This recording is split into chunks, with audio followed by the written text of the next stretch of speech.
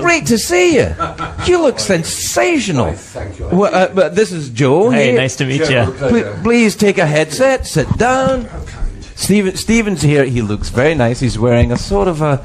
What colour is that? Sort of maroon? A green slip-over, Viridian. It's Viridian green. Shields green, perhaps. They call them a sweater vest in America. Do they? They call them a sweater. That's them. They do all kinds of things that are equivalent to English things, and one of the things they do, and I'm surprised you don't know it, is the Great American Baking Show, which is a sort of blow-by-blow attempt to reproduce the fanatical and extraordinary success of the Great British Bake Off, and it doesn't. It doesn't, no. And I'd love to discuss why that might be. Well, I can give you another example as well. Top Gear. Yeah. Top Gear America. It's not bad, well, but it's not. Doesn't have the.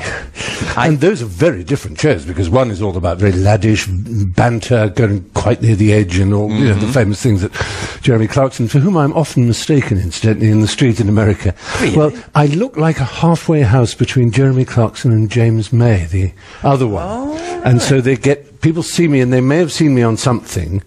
They know they can tell I'm British. Yes. And so they just make a sort of slip, a kind of ellipsis, as it were, a social ellipsis. And they say, what did you think of the Subaru 17 or whatever? And I'll go, I'm sorry, I know who you think I am, but no, you are, I know you are. Do you know anything about the Subaru? No. There's no point in rushing right past it. So my headphones are very loud. Could you tone them down a little bit? No, it's you're loud. Oh, no, I'm sorry. It's the new foam panels and the... before we lose our thread, so there's that side of British reality television, featured entertainment, non-fiction, whatever you call it. And then there's the very opposite world of the Bake Off, the refined tea shop world. Fantastic. So they're very different sides of the British character. One is the loutish side, and the other is the refined side. But I think there's very sort of bad behaviour in the Bake Off as well. There was one, I remember one particular episode, I don't think it's in the season I'm watching now, I think it was in season 3, where an old lady took someone's ice cream out of the refrigerator and allowed it to melt, and it was called Fridgegate. It was in Britain. Immediately had a gate put after it. Yeah, you put gate after everything, and I'm sure we'll get to that. But it was a huge scandal, and she had to resign due to pressure because of melted ice cream. Yeah, well, these stakes are high. When the BBC lost the format rights for the show, which belonged to an independent company, Top Gear. As they lost Top Gear, and they lost Top Gear because they fired Jeremy Clarkson, and then everyone else left, Andy Willman, the producer, and so on. With Bake Off, the company that owned it just basically put it out to tender as the contract was coming, and another station put up a higher bid, and the BBC wasn't prepared to match it. But it was on the news for weeks. It was the headline news. The queen of it is this marvellous octogenarian called Mary Berry. She's lovely. A wonderful thing. I imagine she's probably friends with Her Majesty the Queen. Oh, you would think. The Queen wishes. Or maybe not. You see, here's the thing. I have this theory. Cats, gay men, and perhaps octogenarian ladies. You think they're going to get along, but they don't always. That's a very good point. They don't always. Wow, that's interesting. No, you can say, I've got it's particularly, not so much with heterosexual couples, but with gay couples, you say, I've got somebody who'd be great for you, and you get, wow, and it's really not. Yeah, it's claws her eyes. Yeah. It's kind of, Joe. What? Well, Joe, are you octogenarian? No. Joe's not gay, but I thought that I might kind of no, you could start the rumor. I'm not, but but I feel isn't that what we're like with all people, right? Heterosexual, I suppose. You meet someone. Someone's like, you're going to love this person. You meet them, and you're like, whoa. It's nearly always. It's the same with films. If you're going to love this film, you end up not loving it. That's La La Land. Sorry. Oh. Don't get me started. No, I know. You look very well, Stephen. Well, do you know, since I moved here about a year ago, and I live in the hills, not very near where this lovely studio is, just up. And so there's Lake Hollywood for a morning walk. And it's just... You get an exercise in the sunshine? It's easier to get exercise. It is. And it's not really, despite people's idea of Hollywood, it's not much of a party town, LA. Not at all. And I'm glad at my age that it isn't. No, it's not. People go to bed early and all the rest of it. Congratulations in their order, I believe. Married man, yes. Stephen got married. Oh, that's great. Congratulations. I've never met your husband. No, you haven't. We were going to come to your party, which we and then you couldn't Christmas, come because you were working. Yeah. It's terrible business. That's LA, though. I think LA is a sort of very Protestant town. Yes. Everybody go to bed because there's work tomorrow. Absolutely. And while some people find that disappointing, I must say, for Britain, I don't know if you agree, I just love the fact that when you email people, they answer you. And admittedly, very short emails, Americans write, and they return your calls. And people work properly here. In Britain, I have this saying that you never want to arrange a meeting with a Briton on a Wednesday, because that way you screw up both his weekends. and you know, we're just so lazy. I don't know, Joe, you're probably a very hard worker. No, Joe's pretty lazy. No, I feel like that. I grew up You're a musician. Yeah, I do play some music. He was also do you remember on the late night show, the pantomime horse? Oh, yes. Joe was the front end of the horse. Thank you. And that's why we stayed together, because the back end of the horse was horribly lazy, but the front end was like really throwing down most nights. And you know, you were just pulling that Ryan around, really. Yeah, it could have been on wheels. Yeah, it could have been. Actually, when you guys did the show with just the two of you, yes, they weren't sure what to do with us. So you did a whole hour. For the entire interview, we were standing behind the curtain, and they were like, we don't know what to do, so just be there just in case. And that was a really great show. It was like really highly regarded, but I was just backstage listening, like watching on a tiny monitor, just in case you called for us at any moment. I do like the idea of us having a conversation that at some point I can call on a pantomime horse. Yes, to distract you. We don't have that luxury here. No sharks to jump here. I'm right here. I'm right. It's just this is my house. Naked radio. Yeah, absolutely. This is where you live, isn't it? Well, I don't. Yes, one of your. It's one of my. I have about 15 houses dotted across LA where I go to bed early every night in. Yes.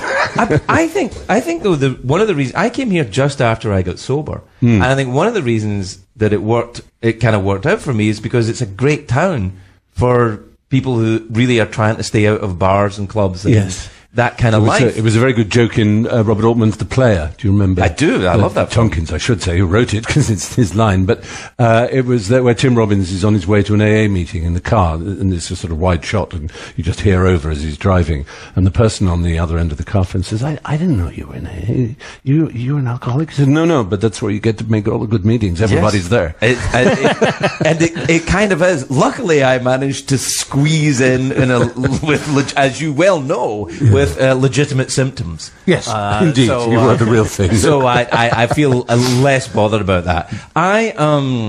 Let's see, I haven't seen you for a long time. What's happened? You got married. Yes. Which is very exciting. Carrie died, for God's sake. That was the great blow of last year. She was, as you know, a very dear friend and a remarkably important person in my life. Not just because of her qualities of French and everything, but because she kind of led the way in terms of the openness about mental illness and so on. I interviewed her for a film I made about mental illness in, I can't remember when that was, 2005, 6, 7, 8, something like that. Right. I lose all sense of time. And she was just magnificent in that. I know. And she had a strength and a wit and a style about her that is very rarely found together in one person, and she's deeply missed. I know. You know what she did for me? I'll tell you this. It's because I became very friendly with her over time when I was here. And what happened was I wrote a novel before I got the late night show, and it's quite difficult to get a novel made if you're just eighth banana on a sitcom. I've written a novel, and she read it and she said, "Let's have a party where for your book."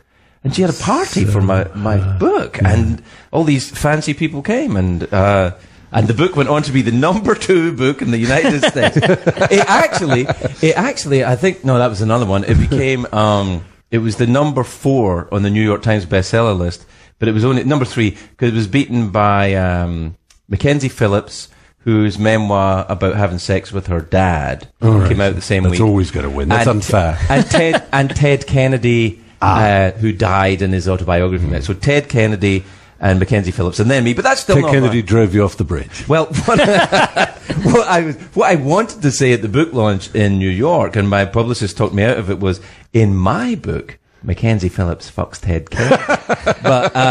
but no one thought that was a good idea. And so I've never said it, ever. But that is very typical of Carrie. Because everyone remembers her as this very sort of spunky, sparky, sharp, witty, sassy, wonderful comebacks and one-liners. They probably don't know how extraordinarily kind she was. There was a period when our house in Coldwater Canyon, I'm sure you visited many it. times, yeah. It was like a refuge. They were washed up on the beach of it were these junkies, people dying in those days of AIDS, as they were. All people were just getting over divorces and all kinds of messes in their lives. And there was a sort of annex in which people were staying. Some people were sleeping in the tennis court because there was no room, but there were so many. It was like a commune. And it's a very magical place. Yes. Well, she was a very magical person. The house is the house, but it felt like that. It was all. There was some poor chap died in her bed. I remember that was a very extraordinary business. And I remember she had a birthday party for me there, and Courtney Love was chasing me around. That's where I met Courtney Love and was courted by Courtney Love for a while. Me too. She loves British comedians. Now, did she try and have sex with you? Because even though I explained the disposition of my chromosomes and genes was otherwise organised, but no, I still like her very much. Actually, yes, I thought she was lovely, but I was there with my wife. Yes, I was like, but she's sort of furrowed through like a stately plough. Steve Coogan, Russell Brand, and many British comedians. That's true, actually. She did like a lot. I felt special, but now not so much. Now not so much. You've been very open about mental illness, which I think is for a British. I don't really want to call you an actor, and I don't know what to call you. A British chap. Yeah. For British people to talk about mental illness and distress mentally is a new idea. I mean, I even in getting sober, as an alcoholic getting sober, it's still going to like. It also requires a journey through emotional layers and membranes that are usually closed, doesn't it? I mean, that's the nature of the 12 steps, as I understand it. Yes. You do have to face all kinds of personal and interior things as well as. Well, it is. It was constructed. I believe the idea behind it was Carl Jung, way back, was treating a gentleman called Roland Hazard, and who was from a very big swanky family in New York. The Dukes of Hazzard. Right, the Dukes of Hazzard. He was from the Dukes of Hazzard. And Carl Jung said, to Roland Hazard, I can't do anything for you. Drunks are just so disappointing. I can't seem to help. And he said, is there nothing? And he said, well, every now and again, a drunk has a profound spiritual experience which seems to so alter the psyche that sets them on, St. Paul on the road to Damascus. An epiphany. Exactly. Right, Ignatius of Loyola. One of the, somebody who just suddenly, boom, has a vault fast, usually through some form of religion. Yes, a revelation. And what they tried to do, I believe Bill Wilson and the architects of those particular, they took from the Oxford group, which was a religious group at the time, which got into a bit of trouble with the Nazis later, I think. But they were Anglo-Catholic, right? Yes, movement. They had 6 steps to improve yourself, and I think I believe what happened is Bill Wilson chopped them up into 12, right? And it was about to artificially change the psyche instead of everybody waiting for a religious experience, which is kind of it's a long shot for most of us, to actually go through a process that would produce the same results. And that's the thinking, I think. And one of the great Anglo-Catholic and Catholic words, I suppose, is obedience, which is not just doing as you're told, but submitting yourself to something. And obviously, if you've been a slave to something, which is the worst kind of obedience, obeisance, it's the slavery, is servility, then to replace it with a kind of obedience where you can keep your self-respect is a step that makes sense. It is. It's a very interesting thing. It ignites a lot of controversy, though, because, when I got sober, a lot of the people I get sober around were atheists. Yes.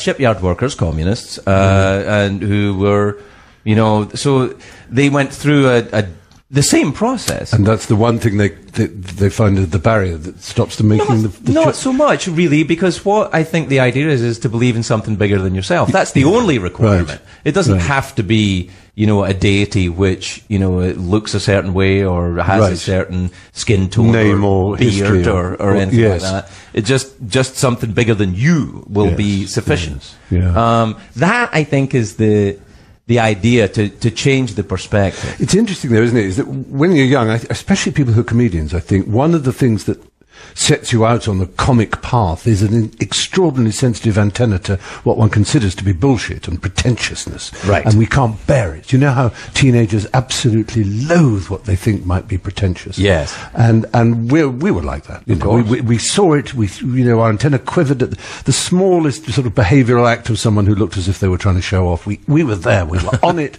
And also when it came to talking about anything particularly emotional or psychotherapeutic or in that world, we used to look up, obviously, at the great hero in my life of comedy was John Cleese. And the fact that he dedicated the latter part of his life to chasing all kinds of psychotherapy demons and angels struck us as a kind of betrayal almost of what it was to be a comedian. And now you think, why was I so upset about the idea of somebody else wanting to have an emotionally happy life? When I find that more and more, though, as I get older. I think, what was I so angry about? I genuinely can't think what it was. Strange. I remember being. That was your whole thing, was what you hated. Yeah, everything. That was your Bing Hitler phase. Right. It was like, do you hate? I hate this. I hate that.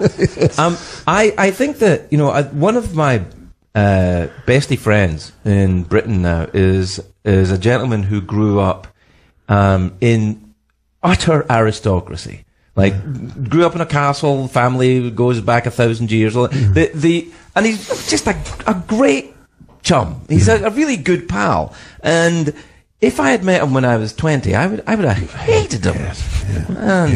And I don't know. I don't think he would have hated me, but I think bloody hell! No, really nice guy. Actually, he was absolutely fine. Seriously, lovely bloke. Yes, great. We have to take a break, apparently. Oh, good Lord! Already. All right, we'll take a break. We have to take a break because we're the number 2 radio show in the world. Yeah. All right, we'll be right back with Stephen. Yeah, that sounded a bit... I like that. Really? I don't know. I think the... Because you're young and hip and scratching is the latest thing that's only 40 years old. The scratching I'm doing now is the scratching of my underwear. So I'd scratch over to the bathroom grumbling about young people. If you want to talk to us, Stephen Fry is here today, and you can call us at 1-800-mattress? No, it's 1-844-5-GREATS. 844-5-GREATS or 1-844-547-3287. Or you could try 1-800-mattress. They can ask for us. 1-800-lawyers if you want. Jacoby and Meyer, was it? Used to be them. I got 1-800-dentist when I came here. Oh, that's a good one. Yeah, that is a good one. Hey, let me tell you, by the way, have you gone the way of the American teeth yet? Because you will. No, I won't. You will? No, there are certain things that, and here we come down to a sort of what a philosopher would call an ontology, almost, is the essence of things, what they are. Right. And I love America. I'm passionate about America. I have a green card. Who knows, one day I may even be a citizen. But right. so don't take this Miss America if you're listening.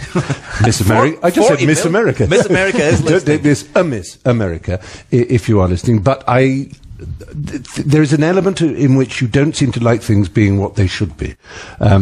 Teeth is an example. I hear people say, do you want your teeth whitened? I say, no, I want them tooth-coloured. Right. And teeth are never white. White is put a piece of paper next to a tooth. That one's white, one's tooth-coloured. They should be a creamy, yellowy colour, not white. And I've seen people with modernised, adjusted teeth that are white, and they look preposterous. The President of the United States has such a pair, for example, and his by no means the worst, and it's by no means the worst quality that he has.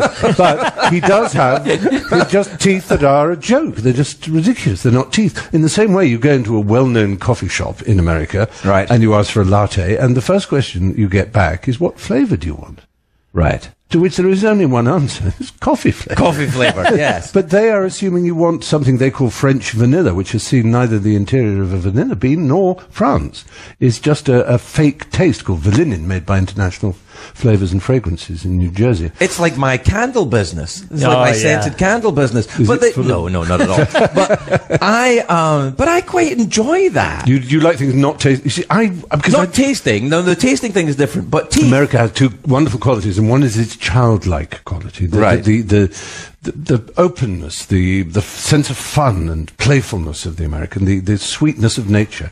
But then being childlike can become being childish, like the child emperor of the White House, where childishness is, and so not liking the taste of coffee and preferring to sweeten it with strange coffee mate things which are flavoured with raspberry and nutmeg or whatever it is, of cinnamon. I mean, what the heck is going on with the American obsession with cinnamon, which is real cinnamon? That's the one thing. I mean, my house, I am the only American in my house who wasn't born in America. And I'm the only American in my house that can't stand the taste of cinnamon. I don't like this. Joe, you were born in America. You like cinnamon? I do like cinnamon. If you take an actual cinnamon stick and flavour something with cinnamon, yes. But the chewing gum that's called cinnamon, that's red hot. Like burns your mouth. Yeah. What's that? They're red hots. I don't care for them. Although we get a lot of truckers listening to this show. Who like it. I'm sure. You're going to get fire I'm for prepared this. to be told that I'm wrong. But, you know, I do think Americans probably don't really like adult flavours. Alcohol, for example, is better for them if it's covered in sugar and made into a cocktail of some kind. And I believe Scotch is fairly popular. Yeah, no, I'm Although exaggerating. American bourbon is sweeter. It definitely is. Yeah, it's caramelly, isn't it? Yes, Maker's Mark and yeah. things. We mustn't talk about it to get you excited. No, it's been long enough. For you I'm not allowed to talk about it now. I think. No, this isn't a criticism. I mean, I think it is part of that.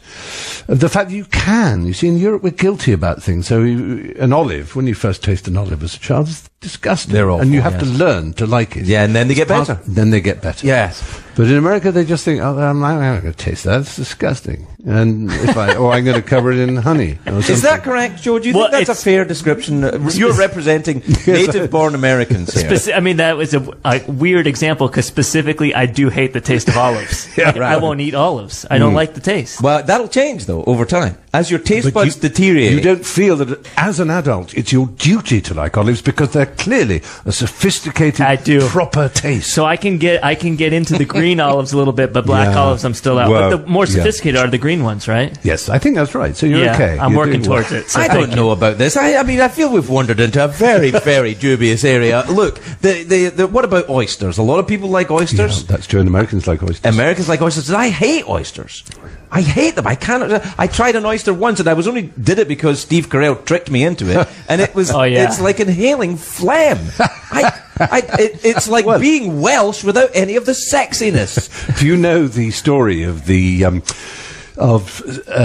Spartacus and the oysters and the snails? Yes, but do tell because Joe doesn't. You know the Stanley Kubrick masterpiece, epic, with Kirk Douglas, Spartacus, the freeing of the slaves. There's a character in it, a Roman, not a centurion, he's a consul, played by Laurence Olivier, the great British actor. And he is bisexual, and he picks out Tony Curtis to be his body servant. And there's a scene in a bath that was cut from the film, but was put back in when the whatever it was, 70mm version was restored by, with Spielberg and Scorsese paid for it to be put back as they had with, Lawrence of Arabia. And in it, Tony Curtis is scraping the back in the way the Romans did, when they were in the baths, scraping the back of his master. And Olivier says to him, tell me, do you like snails? No, I don't like snails. I don't like it. Tony Curtis doesn't do a Roman accent, which is fair enough. It's all right. Nor does Olivier, for that matter. He stays English. But there's nothing more Roman about being English. But in film language, if you're upper class, you're Roman. Yeah, that's true. I say, Caesar, hello. These Germanic tribes are an absolute char. That's true. Anyway, it says you don't like snails. No, I don't like snails. I don't like. What about oysters? Yeah, oysters I like. I like oysters. But you don't like snails. No. Would you be prepared to try snail? No. You only like oysters, yeah. And you realize, of course, what they're talking about. They're talking about penises and vaginas. They're talking about penises and vaginas. And it sort of goes on in that way, and then it ends up with Olivia saying, very well, we needn't quarrel about it. But it was cut from the film, and then, as I say, when it was being restored, they got Anthony Hopkins, who's a very good mimic, to be Olivier. Right, yeah. And Curtis was still alive, and he played himself, and it's now back in the film. Wow. So you're not liking oysters. We're looking at you and saying, are you a member of our tribe, Craig? Well, no, I'd certainly think that I've probably vacationed in your tribe's hunting snail ground. land. Yes, but no, I think I'm probably it's oysters all the way for me. Yes. Oysters all the way to Christmas. All right, let's see who's on the phones. Patrick in Wisconsin disagrees with Stephen about coffee. I'm sure you're right. I was, letting loose a balloon to see who was going to shoot it down. Well, let's see if Patrick can defend himself. Yeah. Patrick, what are your feelings about coffee? Well, first of all, I just want to say hello, Craig. I think you're terrific. I really enjoy listening to you. I've followed you on the show. I spend more time on YouTube watching reruns of your show than some of the more current stuff out there. I just really appreciate having the opportunity to tell you that. Thank you very much. It's very nice. Tasteful fellow. Yes, very good. You've buttered me up. All right. Let's hear what you have to say about Stephen and coffee then. Is he wrong? Well, I just thought that, Stephen was off the cuff a little bit condescending. I mean, the fact that we like choices and we have choices, there are certainly, the more choices you have, the more likely there's going to be a choice that you don't want. But that doesn't, diminish the legitimacy of being able to offer more choices. And wise and brilliant defense. You're absolutely right. Are you a lawyer by any chance, Patrick? I feel well rebutted. No, and I guess I didn't tell this to your screener, so I hope I'm not going out of line by. I do have a question from the standpoint of atheism. Yes, I would imagine you wouldn't be human if you didn't. So what is it? Well, Craig, you made the comment of acknowledging the fact of there being something more, something bigger than yourself. Yes. And I agree with that 100%, but what's more important is the founding principle of this country is the notion of a creator as the rights that humans derive their rights from. It doesn't come from government. And it's important that when you have governments that they acknowledge that there's something bigger than that. Otherwise, you get a lot of potential for some of the worst human suffering possible. And that's my concern. I've never heard an atheist reconcile the concept of something bigger than something that's man-made. Let me introduce you to one who I think can help you with that. The universe is not man-made. Gravity is not man-made. None of the forces of the universe that motivate us. The sun is not man-made. All these things are bigger than we are, and we can choose to worship them. But they're not. They didn't create the universe, and one's perfectly free to be atheistical and accept higher powers. And the government and Constitution of the United States uses an interesting and unusual word that is almost never used in ordinary speech, and that's inalienable. Mm-hmm. And there's a whole history about the argument of who put in the phrase under God, because it's not one that really fits with the founding fathers, most of whom were atheists, as we would call them, certainly not in any sense believers in religion. And they came from the tradition of the Enlightenment, which was one which began to raise up the possibility of man having creation as something he could examine, and not under the terms of a text like a Bible or a Quran, but under his own ability to think and reason. I think there's a very complex argument about this, which begins with semantics. I think a lot of people mistake atheism for anti-theism, which is quite different. Which I think is different. I think the first thing that, or one of the things that I'm very keen to establish with this show, which is already the second biggest show in the world, that we introduce an idea that people can hold opposing views and be civilized and talk to each other. The idea, I think, the challenge of political life or human life or society is to be able to disagree with someone, and the challenge of politics is to find a way for us all to rub along without trying to subjugate someone to believe what you believe. I don't think that's ever been truer, Craig. I think you're quite right. We do need to find that way. And I personally, as someone who happens to be atheist, I'm certainly not anti-theist. I've always been fascinated by religion, particularly certain sects of the Christian religion, Episcopalianism and the liturgy of Catholicism. I find a very interesting subject to study, and I have always been interested in the Bible and in the stories told in it, much as I've always been interested in the Greek mythology and in other stories that tell beautiful tales about the possibilities of man.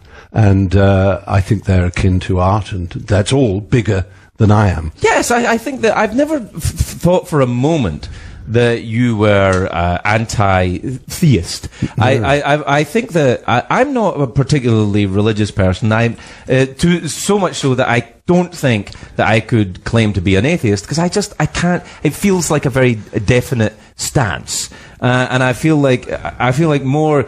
The problem that I would have with it is using the word God, and we've touched on this before in discussions. How do you define that? If it's a guy that looks like Santa with a beard on a cloud, then I'm afraid you've lost me.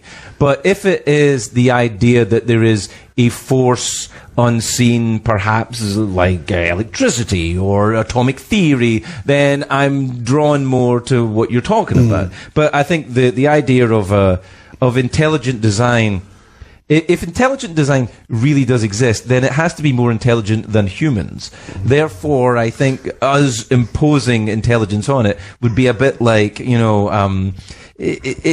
just doesn't seem to make any sense to me that you can do that. The Carl Sagan's fantastic description, I'm paraphrasing a little bit, but when he's talking about the idea of saying there's no life in the universe because we haven't found any, is a bit like taking a cup of water at the ocean and saying, well, that's it, there's no whales. Yes. It's like there's a lot you can't see, and I'm happy, or there's a lot unseen, and I'm not happy, but I feel like I'm more comfortable being cognizant of that. Also, I think it's absolutely none of my business what other people who are devout and pious and have things that they worship and value. It's not my business to trash them or to make fun of them. So there are elements within what is called loosely the new atheism, which can, I think, be a little religious, a little crass. Well, I don't know if it's exactly religious, but it's in the same way that the liberal left is not very liberal sometimes. Similarly, the humanist movement, as I would prefer it to be thought of, can be somewhat inhuman occasionally. Yeah, I think that's right. I think any movement sometimes gets a little bit cross because we are right and other people are wrong. It's difficult. One of the things I think that has caused a lot of the Sturm und Drang in America right now is choosing where you get your information. And I think that's led to a lot of problems. There's a surfeit of information, but people choose to get the information which reinforces the beliefs they already have. I don't think that's a good idea. I agree entirely.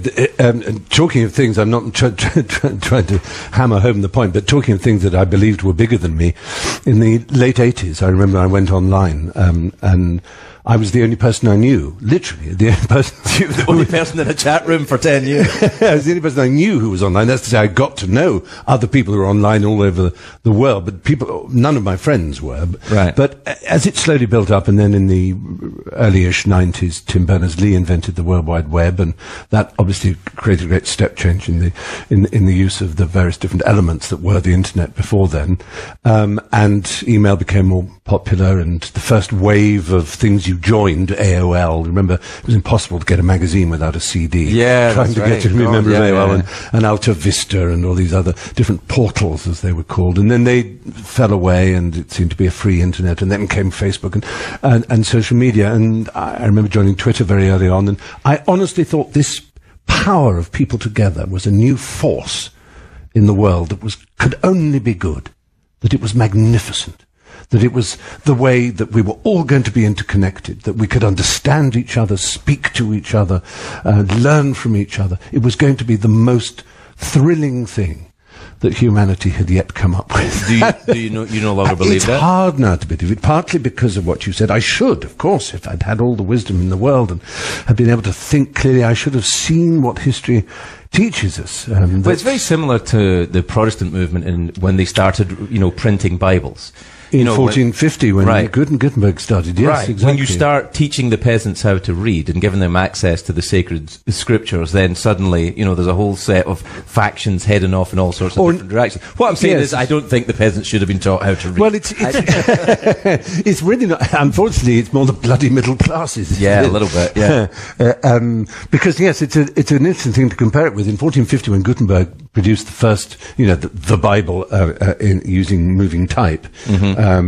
Obviously, that was for the Catholic Church, and they were and princes of the Church and others were the main customers. He'd printed first indulgences and pardons and a few other sort of documents that the Church used.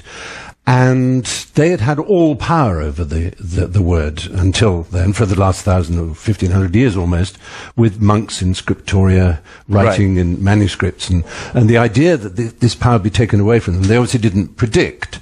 And you might have said in 1450, at last, the word is freed from this one church, and individuals are allowed to make up their mind. And to some extent, that was true. Well, the Enlightenment did come from it. But it also, in the same way the internet has, it's divided us up, it's ghettoized us as much as it has united us. We've been balkanized, or whatever word you want to use, tribalized by, and what you were referring to, the filter bubble, the fact that we only seem to be able to read news that is designed for us and to confirm our biases and our prejudices. I think it's interesting as well that you have a situation where there's a lot of talk about how awful thing is, but as we discuss, the 1450s and what you're talking about right now, I wonder in human terms, and I'm not talking about individual stories. I know that many people are having a very, very, very hard time, but I wondered in human terms how this era compares with any other in history. Where you have antibiotics, where you have cleanliness. Yes, child mortality is at an all-time low. Right, boiled water, where you have, longevity simply. Right. Yeah. So in larger terms, I mean, I wonder, just like every generation believes they're going to change things, and every generation thinks this is the end of the world. Oh no, look what happened now. I wonder, and I have no figures to back this up, which doesn't seem to stop anybody fucking else saying whatever the hell they want. But I wonder, I suspect things as for human beings as a species are probably better now than they've ever been. Yes. The great Steven Pinker, at least I think he's pretty great. Do you know who I mean? I do not know that. Harvard academic. He's a neuroscientist, sort of on the borders of neuroscience and psychology and linguistics. He wrote a book called The Language Instinct, which was very successful. He's kind of considered a sort of a prophet, a second Noam Chomsky in linguistic terms, not so much in political terms. But he wrote a book called The Better Angels of Our Nature, which is, of course, a quotation from Lincoln, or who himself took the quotation from other people. But it's a massive book that he wrote about 4 years ago, 3.5 years ago perhaps, in which he sets out very clearly to demonstrate that the world has never been a better place. Right. There's never been less warfare. There's never been, better outcomes for a greater percentage of the population. In the face of our natural, pessimism, cynicism, and doubt about the age in which we live. But then we're old enough, you and I, especially to remember that all our lives we've heard adults saying how the world isn't what it was. It's gone to Helena Bonham Carter. No, that's not right. Helena Hancock. I love the idea of the world going to Helena Bonham Carter. Because I'm in. Oysters, snails, whatever you've got. When it comes to Helena Bonham Carter, it's oysters and snails. As far as exactly. I wonder, though, because it is an odd thing. I look back, I've been watching this television show called The Americans. Have you watched it? Yes. And it's all set in the 1980s. And It's wonderful. Matthew Rhys is Yeah, he's brilliant. fantastic. They're both brilliant, yeah. What is it with the Welsh and great actors? No, you Celts. No, Welsh. But you're right, yeah, Michael Sheen, Anthony Hopkins, and Richard Burton. Yeah. Well, Richard Burton, Michael Sheen, and Anthony Hopkins and Rhys Ifans all come from the same small town. Port Talbot. Yes. What the hell is going on there? Yeah. This is some sort of weird Hogwarts of acting in Port Or like Talbot. Jerusalem, where all these religions pour out. There you in go. Port Talbot actors. Port Talbot and Wales, all these. It's the ones that aren't consumed by phlegm become great speakers. It's a very shitty steel town. I mean, it's not pretty. I mean, I love it's Wales, a working but Port class Talbot is town, right? very, very, yeah. It's not like what it's like about acting? Yeah, please. Like Greenock or something. Yeah. It's just like, right, okay. Down the, off you go to Hollywood, That's then. it. Off you go to Hollywood and enjoy the acting. Take Catherine Zeta with you. It's Catherine Zeta-Jones, you see. You see what I did? Yeah. I said Catherine Zeta. But I wonder about that. I wonder about the idea, because I look at the 1980s in this show, The Americans. Yeah. And I think, God, that was horrible, man. It was horrible. I remember having nightmares about nuclear holocaust a lot. Everyone was terrified that the Cold War was suddenly going to erupt into a And Reagan nuclear made that war. evil empire speech. And Right. It was getting and it was tense. terrifying. Yeah. It was absolutely, I mean, I don't know if I say, I wouldn't say things were better then at all. No. You know, Thatcher was running Britain, and the 3-day week, and that was in the 70s. And That my was dear, the hair. yeah, the hair was bad. The hair was bad. And with Thatcher's hair, or just everybody? Everybody was. I've for some reason found myself, the way you go strange jags in television when dropping off to sleep, turning on Murder, She Wrote. I love that show. Isn't it great? And there's some astonishing 80s haircuts on display there. Oh, talking of that, just to bring back to the very first thing we were talking about when I came into the room, this shows the brilliance and imagination of people who work in television. There's a show on Hallmark, which is, I think, the thing that shows Murder, She Wrote, called Murder, She Baked. I am not making it up. I am in. It's a mystery, mystery hour. Right. When the detective is someone who bakes. And it's called Murder, She Baked. I'm in. I think that's fantastic. Who is the lucky actor that gets to be the lead in Murder, She Baked? Exactly. Do you think there's a nerdy one called Murder, He Coded? Or I'm something? sure of it. Yeah, just the whole. Oh, well, you know what? There Have was, you looking it up? Joe's looking it up. Yeah. There is Have you a found show. it? Doctor. What's that show? There is a show about the coder that's involved in all of that stuff. Oh God, I can't remember it now. Doctor something. Oh right. It's a young kid, very good. Oh, young Robot, man. Mr. Robot. Mr. Robot. Yes, that's yeah. rather very good. Isn't it? It is great. Yeah, really that actor. I can't remember his name. I'm sorry. Riz Ahmed. No, not Riz Ahmed. Probably from Port Talbot, I'm thinking, in Wales. Even although he's playing a young, nerdy American kind of sort of Asperger's Yes, thing yeah. going on. He won the Grammy, I think. Emmy, I mean, this year. I think. And the Port Talbot Gazette for most promising young local. And Christian Slater was in it. Christian Slater as well, who, yes, I'm very fond of Christian I Slater. like Christian Slater. Yeah, he's what do you look? Oh, yeah, Murder, She Baked. there it is on the Joe's, screen. brought it up on the screen. A chocolate chip cookie mystery. Wow. Yeah, that's one episode, is it? Yeah. Murder, She Baked. There it is. With the Hannah Swenson, or is that which? Oh yes, Mike Kingston. Yeah, Alison Sweeney is in it. Oh okay. yes. Yeah. Oh, that's the name of the character. Sorry, I got reading all Is it? around. I don't know. Well, I'm excited about that. The idea of baking and murder. What could be more British? I'm afraid there's been some sort of pastry and murder. Well, there was a British one that I don't know if it made it as far over as Masterpiece or Mystery Theatre on PBS or anything, but that was called Rosemary and Thyme, and that was about a couple of gardeners, women gardeners who solved murders. Oh, I think that's very They'd good. be planting out the daisies, and suddenly they'd come across a body in the flower bed. The improbable nature of all these old ladies in Britain finding this corpses strewn across I mean, you'd think they were in hell. I know. And it's rather Tourists who come to Britain must be astonished at the fact that they don't find any bodies. There's hardly I any. went to Oxford and there was not a single murder. I don't understand. I watched Morse and Endeavour and I do Lewis. like Endeavour, though. Yes, I do like good, isn't Endeavour. it? Yeah, he's it's great. Welsh. Is it? You're kidding me. Actually plays Endeavour, yes. Oh, what's Sean Evans. Of course. Probably from Port Talbot. Yes, that's right. Jeez, the bloody Welsh. I know. Astonishing. We have to take a break. We'll be back with Stephen Fry, who's in no way Welsh. That's true. I'm not. The Craig Ferguson Show. Don't go anywhere. I think. Anyway, Stephen Fry is here, and we've talked about God or not God.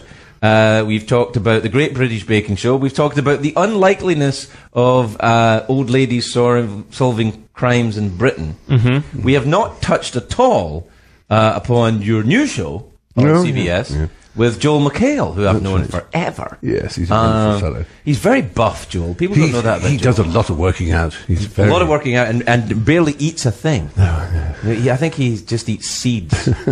He eats seeds and lifts weights. Oh, that's good. That's how you get ripped. Yeah, but I don't know. It's too high a price. Too high a price. But he's a lovely guy. More importantly, he's a prince of a man. He is an absolute charmer. And in this show, he plays an outdoors sort of figure, so it doesn't look inappropriate that he's quite so big-shouldered and swimmer's build and all the rest of it. Yeah, no.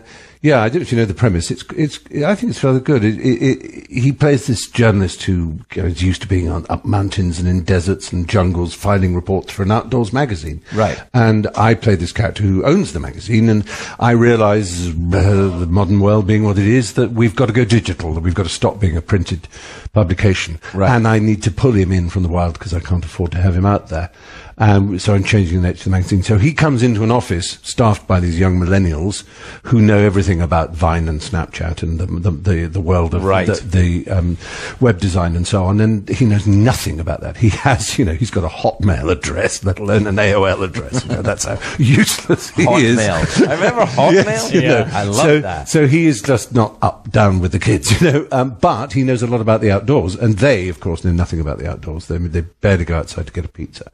Everything is Uber Eats, and so it's a kind of clash of sensibilities, culture, and generations. And generations. It is, in that sense, although it's a workplace comedy, it's also a kind of family thing because I'm, as it were, I suppose, the grandfather. I'm old enough even say it. Old enough to be Joel's father virtually, and he's, as it were, although he's like in his 30s and the millennials are in their 20s. So right. Well, Joel's actually in his late 50s. Of course. I mean, that's how much he works out. He's been working out since the Carter administration, I believe. That's when he started eating seeds. He hasn't had food. Do you know I became a vegan, by the way? Did I tell you that? No, I didn't know that. I did. I became Mazel tov. That's fantastic. Thank you very much indeed, although we don't use Hebrew in the vegan. Don't you? Some of us do. Joe does. Yeah. It's not a very vegan diet, actually. It has to be said, the kosher diet.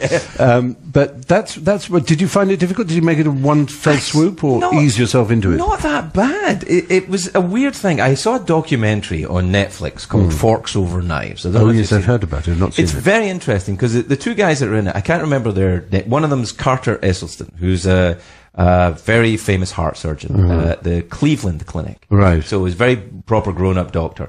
And the other guy involved is a hugely influential, I think also a doctor. And they're talking about the health issues. And I just innocently watched this while enjoying some sort of beef sandwich. And as which isn't some euphemism for something else. All right, yeah. I was having a beef sandwich with some oysters and some snails. But I watched this thing and I thought, well, I'll give it a try because it made an impact on me. I mean, they make a very convincing case about plant proteins versus animal proteins. Yeah. And then I did it for about a week and I found, much to my horror, that I can't go back. Really? Yeah, the smell of meat or dairy now I find repellent. And that's so interesting. I mean, obviously they're not vegans, but the original kind of the long Japanese civilization before they met with the West in those famous kind of Madame Butterfly meetings, as it were, with the first American sailors to come over and trade, they thought that we, the Europeans, would stank of sour milk. Dairy products. Yeah. It is very unnatural. I mean, if you were to tell an alien that you subsisted on a protein juice that came from the udders of another species that they used to allow their young to double in weight every 3 days, so packed with stuff in it. It's just... And you just swigged it back after a game of badminton. Freeze it and put sugar in it. And all that. It's absurd, isn't it? Are you doing? And I have to say, You should squeeze my nut bag. Okay. You should. I bought a nut bag. I make my own almond milk now. I love almond milk. Good Lord, you're not a vegan too. I'm are you? not, but how quickly I've gone off dairy shows that I sort of could. Eggs, I am fond of eggs, and I do like cheese, and I'd have to find a way around it because I like making cauliflower cheese, and it's like a mac and cheese with cauliflower. This is the problem. I like all of the things you're describing. I can't get back. It's just the smell. It's the smell is fascinating. But you feel more healthy, I hope. I do, yes, absolutely. Yeah, you look great. I thank you. I've had my teeth whitened. You've always had such huge snashes. No, I think they've been whitened a couple of times by now, and there's a lot of products in there, like the expensive toothpaste and mouthwash made of little silver particles. Yeah, all that stuff. Yes, yeah. Oh, all of it. Anyway, but the milk is one thing. I could never go back to that. Meat, I think, weirdly enough, I think I could eat meat again. But the thing is, in Scotland, we have a house, and there's some chickens there. And I love the eggs from those chickens, except now, even those chicken eggs smell like poop to me. Yes. I feel robbed, actually. That's fascinating. But at the same time, you can be very vegan and pollute the air with your sanctimonious whining about other people's diets, which I really try not to do. Yeah, absolutely. And there are these variations. Obviously, the paleo diet seems to be quite big here on the West Coast, where we are. You see endless restaurants that offer paleo this and paleo takeaways, and so if you, I've never quite understood what it means, because I don't think historically, or indeed prehistorically, it actually makes sense. I don't think there's any evidence for what they call a paleo diet being what our Paleolithic forebears ate. But the principle of not having refined sugars and refined flours is probably a sensible one. Well, I think that's what it is. I think sugar is the devil. Yes. It's just you can't avoid it. I mean, it's unbelievable. Yeah. Like anything. And that, I think... Bread. Sugar and bread. I don't understand that. It's absolutely outrageous. I'm sorry, I'm beginning to talk like an actor from Port Talbot. So do you go back a lot to Britain then? Have you been... I mean, you're working here a lot with the CBS show. The CBS show is, being a 22-episode series, obviously keeps me here 9 months of this year. There may be a second season, I don't know. I would say so. We'll see. But... I went back for 4 nights a few weeks ago. I host the British Academy Film Awards, the BAFTAs, as I they're thought called. you'd stop doing that. No, I found myself doing it again. Oh, okay. So that's kind of... I slipped off the wagon. The British Oscars sort of thing. Well, yes, I guess. And that was fun. That was the only time I've been back in the last year. Because didn't you get into some awful spat with Twitter? I sort of did. I mean, it was my own fault, and I was super sensitive as I am. So I'm really not cut out for any kind of warfare on social media. I just get upset. It's hard. I block everyone all the time. The slightest hint of negativity, if I even suspect sarcasm, I block. I just absolutely... And not mute. I want you to know. Yeah. I won't mute you. I'll block. The only people I mute are people I think, oh, bless them. And then I mute them because I feel a bit sorry for them. You know who I mean, I'm sure, by the British comic Paul Merton. Yes, of course. I worked with him years ago. Yeah, and he's never been on Twitter. As far as I know, he doesn't even have email. And I said to him, do you not see any advantage of Twitter? Because you'd have a lot of followers. He's very popular in Britain. Yes. And you'd be able to sell your shows that much more quickly and not have to do any press, you just cut them out and speak directly to fans. And he said, but I said, I've seen what it does to people. I mean, it looks to me like you're taking the worst heckler of the evening back home with you every night. Oh, God. And I thought that's a very good way of putting it, isn't it? Yeah. The worst heckler. Because they're the ones you hear. That's the point. I know. I think of it as like a swimming pool. If someone says, it's 99% clean, there's just a tiny little turd in the corner, yes, I'm still not going to swim in it. You're right. And it's that one little turd that ruins the whole experience. So have you... But what I only post, I don't read. Good. I kind of do that anyway. Yeah. I read it a little bit sometimes, but mostly it's just tweet and run. Yeah. Tweet, forward roll, leave the... Yeah, you put the notice up on the wall and don't stop to watch anybody clustering around and reading it and overhearing their remarks. But people are, for the most part, terrific, lovely. Wonderful. And I've made real friends, genuinely, over the years. It's one of the... I got into doing road trips across America. It's one of these things. And I think that one of the things that films from the 1970s onwards, in the same way that American tourists probably expect old ladies in Britain to solve murders, I've always expected there to be drifters out there waiting to kill and eat me, or something of that nature in America. And it really like is. Hitcher, It's lovely out there, for the most part. Yeah. It's just that there are douchebags everywhere, and every now and again you're going to come across them. And that's absolutely true. Yeah, P.G. Wodehouse is a writer I admired greatly. Me too. When he was in his heyday, he'd be in his London flat in Mayfair, and he'd be writing letters. He always answered every letter he ever received, right up to his death. And he'd be typing away, and he would put it in its envelope, address it, put a stamp on it, and throw it out the window. Never bothered to take it to the post box to post it, because he figured that the average person seeing a stamped addressed envelope in the street will put it up and post it for you. They would. And he claims he never had one go astray. That's fantastic. I think that's a fabulous sign of faith in human nature. It's funny you mentioned P.G. Wodehouse, because it was something I thought I want to try to bring it up with you today, because, not because of you doing Jeeves and Wooster with you, which is fabulous, but it was more because when I'm depressed, which I don't suffer from anything remotely resembling clinical depression, but everyone gets down, and sure. I have two books that I can go to. Yeah.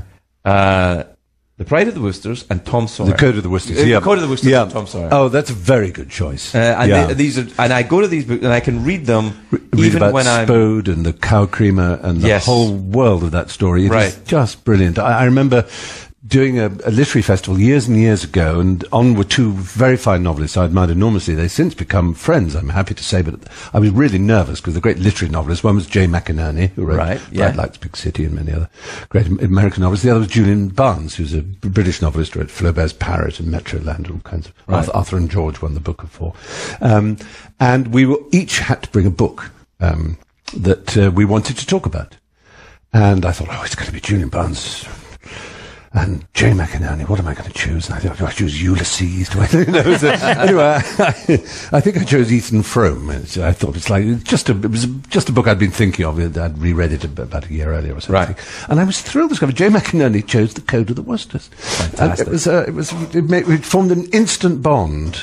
Well, it's funny about P.G. Wodehouse as well, because there was someone he became an American. He did indeed become an American and wrote screenplays here in Hollywood. And he did, and quintessentially English writer, but also a Hollywood figure, big Hollywood figure. He came over just as sound was coming into movies, and he was, there was this great run on this from the producers and the studios to get people who could write dialogue. Suddenly, you needed dialogue rather than just scenario cards, which is what you used in the days of silent movies. Right.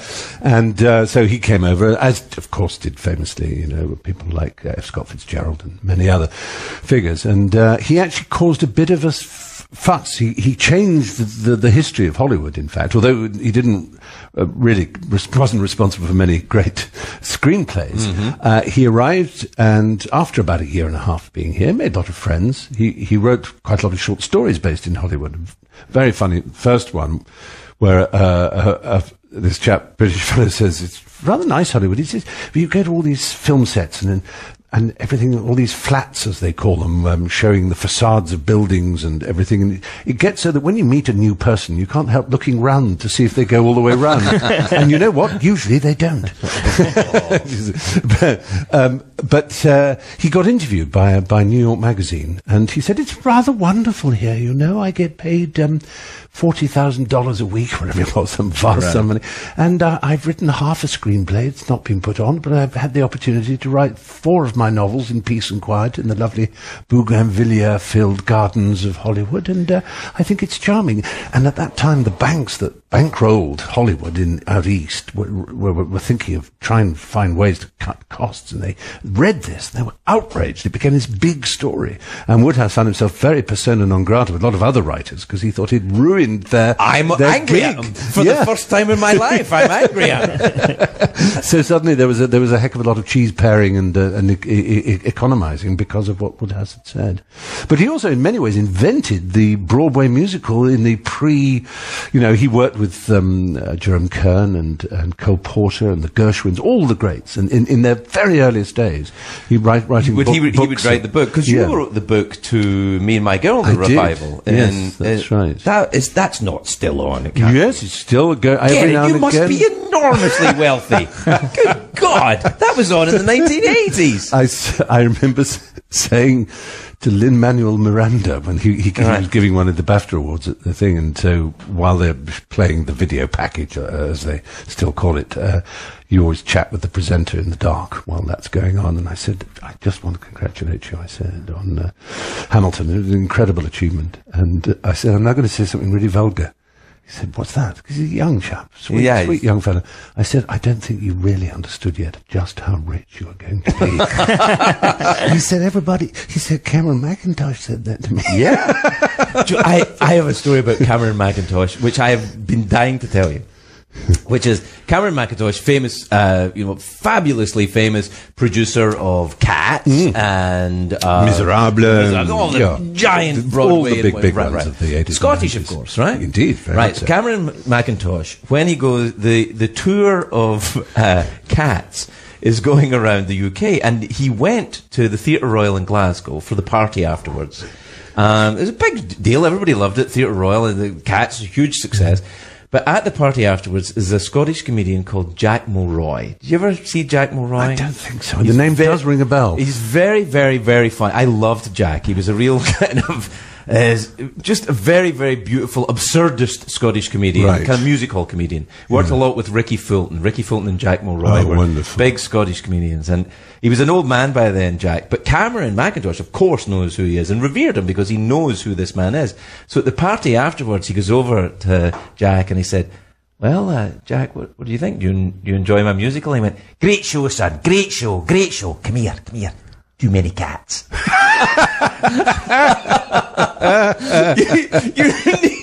you need to get a horse or a dolphin or something. It's too many cats. Then you got a show. Yeah. It's just too many cats. There was a great equivalent of Cameron McIntosh back in the 20s, even earlier than that, who produced a show in London called Goodnight Vienna, which was a huge success in the West End. And then he wanted to tour it, and he called the comedian Rob Wilton, who was from the northwest of England, to get his advice about this tour. He said, it's CB here, Rob. He said, oh, hello. He said, yes, I'm thinking of taking Goodnight Vienna to Warrington. How well do you think it would go down there? He said, about as well as Goodnight Warrington would go down in Vienna. Yes. I don't know. I think that doesn't, I suppose it exists, that kind of anecdotal, lovely, theatrical life. It exists in Britain still, do you think, with repertory theatres and pantomimes and touring companies? I don't think it exists in the US. It's funny, because actors talk about this, because actors still always tell stories of previous generations of actors, and I noticed this on Broadway as much as in the West End. I was on Broadway a few years ago doing a production of Twelfth Night. Right. And I remember we were saying in the green room, no one is going to be telling stories like this about us. We were telling stories about John Gielgud and Alec Guinness and indeed the American greats, John Barrymore and actors like that. And we were saying, well, they're going to say, I was with Ken Branagh and he dropped his spoon. That's not all that ever happens. We're just so normal. Branagh does always drop the spoon, though. He does. There's no denying. Nobody drops it like him. With Kenny, such a flourish. I tell you can hear the dingly-dongle of spoons hitting the floor as Kenny approaches. But the great Celtic drunks, for example, Richard Harris and Peter O'Toole, the Irish ones, and obviously Richard Burton we've mentioned. And the stories that come from them are astonishing. I think there are still the characters, though, these odd characters. Have you ever, Alec Guinness's autobiography? It's very good. He read the audiobook himself, and it was one of the first audiobooks I ever listened to, because it's Alec Guinness. It's fantastic. It's Obi-Wan. And he does have this very odd way. Everything, because he was a decorated war hero, he talks about it, because I feel like his publisher said, no, you must talk about your exploits during the Second World War. But he is clearly much more interested in his theatrical career. Yeah. So he says this rather it's lovely, he says, After a spot of unpleasantness in Tobruk, I was lucky enough to get the part of the Chinese policeman in the Perth Repertory Company's production of Aladdin. I was on my way. I love the fact that Leslie Phillips was another one. He was a behind the lines commando during the Second World War, and these guys who had huge dramatic lives, but really only cared about the theatre and what they did. Yeah. I think that still exists, probably. Do you think that, yes. these characters are still in the theatre? I think probably you're one. And there's something particularly about, well, yes, maybe I am, but there's something particularly true about theatre as opposed to film or television. Yeah, that which is makes true. it an all-consuming vocation, and you do find actors, really. Gielgud, there's a story that Alec Guinness used to tell about John Gielgud walking along in London, and we had these huge barrage balloons. You remember for the Blitz? These go on the ends of steel hauses, going all the way up high into the air. These grey or very matte, so they didn't shine. Now, the idea being obviously that the bombers would fly into them, and they were a kind of hazard for bombers. And, and so naive was John Gielgud that he looked up at these as he was walking along with Alec Guinness one day and said, "Oh, I do feel so terrible for those poor boys up there. They must be freezing." Alec Guinness said, "There's no one up there, Johnny." I said, "Well, what? Well, what are they for?" He had no idea. I mean, it's just incredible. The city is being bombed every night. And then Ralph Richardson, another of that generation, who was serving in the Navy, and it was this wonderful moment when there was the huge bombs on the West End. I say wonderful moment, awful, obviously. Bombs dropping all over.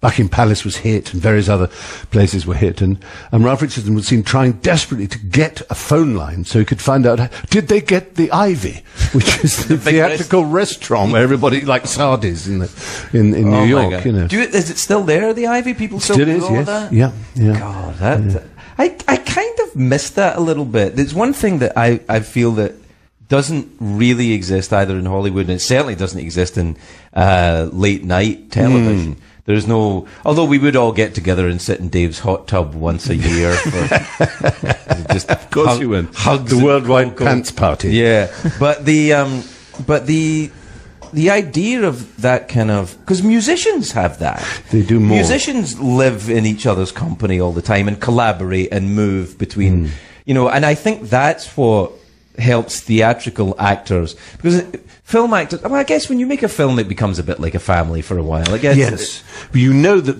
chances are you'll not really work with anyone else on that unit again. Well, one or two of them you will. Oh, you were the clapper loader, you were the assistant cameraman on that movie I did 3 years ago, weren't you? Yeah, that's right. Oh yeah, how are you? And occasionally the same actor you'll work with again, but you form and reform, group and regroup.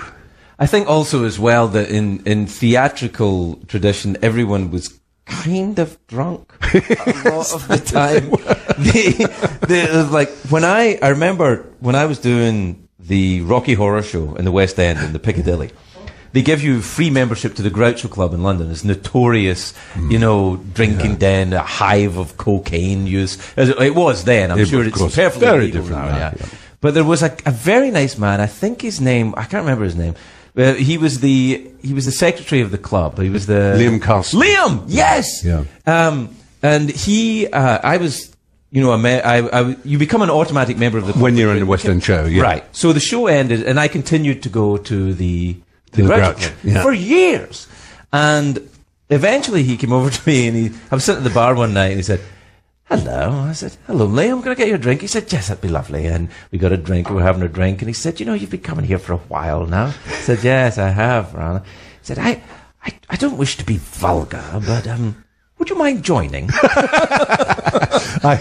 There's a great story, which is the clubs like that, of course, it's in Soho, London, a bit like the counterpart in New York. It has a street life, which is quite vibrant, and including vagrants and so on, and lots of other people. So it has to have security, but it doesn't have great big bouncers. It just has these girls at the reception desk, mostly girls. And I was sitting in the back with Liam once. We were chatting, having a drink, and one of the girls came through from the reception and said, Liam, there's this drunk, this strange street guy, this tramp. chump, this bum. We can't get him out. He just stands there staring at us. And Liam said, I'll sort it out. I thought, I really want to watch how Liam deals with someone from the street, because it's not easy. They might get violent or whatever. So we went out through the double doors, and there was this man with his very hollow eyes and stubble and an old greatcoat and his hands thrust into the pockets. And Liam just came out and just put out his hand and said, Mr. Pacino, how can we help you? And the girls wanted to sort of kill themselves. They were so embarrassed. God. And so the girl who did that, who was became a very good friend, and I always used to tease her about that and said, Miss Pacino been in yet? And she said, shut up. And then about a year later, she said, I've done it again. I said, what happened? She said, I sent someone away who came, and they were saying, could I come in and have a drink? And I said, I'm afraid, unless you're a guest of a member. And he said, that's okay. And he turned and he left, and just as he was leaving, a friend of mine said, what was Eric Clapton doing? God. If you've not got a good memory for faces, it's not the job for you. It's not the job for you. No, it's funny though that kind of club life in London. One of the few things I enjoyed about active alcoholism was the fact that club life made it, it's like being a vegan in Hollywood. It just made it easier. Yeah. It was set up for you. There was plenty of places. So true. It's a small enough, intensely close enough, walkable sort of a city around all these areas. And you just know a few people, and you then know a few more people, and suddenly you're in the swim, as it were. I remember, though, the great Sir Lenworth Henry. Ah, yes. Indeed. He is indeed Sir Lenworth. He is Sir Lenworth now, yeah. Lenny Henry, who's a comedian we knew back in the day, who's still immensely famous and successful in Britain, but he's now Sir Lenworth Henry. And Lenny said about me, he said, Craig, you're the drunk that people step over in the Groucho Club going in. So you really must try and last the whole night. But true. Different time. Yes. We'll take a break, and when we come back, can you hang around for a bit more? For a little bit, yes. What is the time? I'm supposed to be somewhere at 5. So you better get out of here. Yeah, well, I better go. Yes, we'll say goodbye now then. I hadn't realised so much time had gone. Listen, everybody, I had such pleasure being on this show, and I commend you for being listeners of it. I will go and sign up to Sirius myself, and we can get you and become a listener. Oh no! Oh, we can get you free. We can get you free Sirius, free coffee at Starbucks. You can get cinnamon lattes. The listeners will think we're a sneering coastal metropolitan elite if we they know me. I'm one of the trucking folk. Excellent. I'm folk. Rubber duck. Yeah, see, you remember it. Convoy. Yes, I love that. And the song. Yeah, we got a great big convoy. He's a fascinating man, Chris Christopherson. I admire him enormously. Really? Yeah, he came from a very rich family. He was a Rhodes Scholar. What? Yeah, he was a Rhodes Scholar at Oxford University, and he had a life ahead of him of total kind of preppy perfection and riches, and he just wanted to, pick up a guitar and hit the road in the South and pick up songs from and pick with people. He wrote one of the greatest songs of all time, Sunday Morning Coming Down. Yeah, how great is that? That is, by the way, if you want to describe alcoholism, poetry. It's fantastic. God, Sunday Morning Coming Down. Do you know the song? It's just great. Johnny Cash does perhaps the greatest version of it. Yeah, even better than Christopherson himself. You can play 30 seconds of it, and without we'll say, PRS problems, right? And then we'll say ta-ta to Stephen, which now his theme music will always be from this point on Sunday Morning Coming Down. Do we want the Christopherson version? Sure. Let's go for the original. He wrote it. Yeah. All right, you guys ready? Yeah. Yeah, I'm feeling sad already. All right, that's enough. I can't. Too many memories. Euphoric flashback. Stephen Fry, come back and see us again. I'd love Stephen, it. Very I soon. don't live far away. That would be a pleasure. We'll be right back after these messages.